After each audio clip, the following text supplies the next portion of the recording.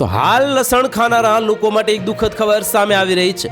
તમારા રસોડામાં મળતા મસાલા અને ઘણી શાકભાજી ફક્ત ખોરાકનો સ્વાદ વધારવામાં જ મદદ કરે છે, પરંતુ સ્વાસ્થ્ય માટે પણ ખૂબ ફાયદાકારક છે। જે આજે અમે તમને બે એવી વસ્તુઓ વિશે જણાવીશું જે ફક્ત ખોરાકનો સ્વાદ જ નહીં પણ ઘણી બીમારીઓથી મૂળમાંથી દૂર કરવામાં પણ મદદ કરે છે।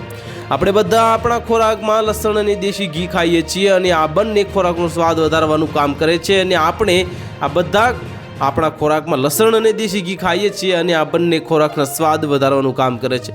લસણ અને ઘી બંને સ્વાસ્થ્ય માટે ખૂબ જ ફાયદાકારક માનવામાં આવે છે। આ સાથે જ લસણ જેના વિના કોઈ ઘણા ઘરોમાં રસોઈ બનવાનું વિચારી પણ શકતું નથી।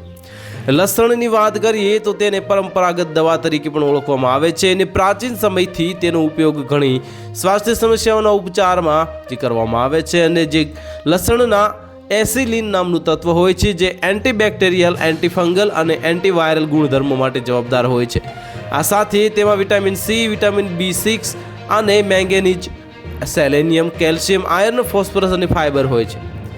તમે કાચા અને રાંધેલા બંને રીતે લસણનું સેવન કરી શકો છો, પરંતુ શું તમે જાણો છો કે દેશી ઘીમાં તળેલા આ લસણને મૂળમાંથી દૂર કરવામાં મદદરૂપ સાબિત થઈ શકે છે અને આ સાથે દેશી ઘી તેની તીક્ષ્ણતા ઘટાડવામાં મદદ કરે છે, જેનાથી તે ખાવામાં સરળ બને છે। અને દેશી ઘી સાથે લસણનું સેવન અમૃતથી ઓછું નથી અને તેને ખાતા પહેલાં તેને છોલીને આખી રાત પલાળી રાખો અને બીજા દિવસે દેશી ઘીમાં તળી લો અને ખાઓ।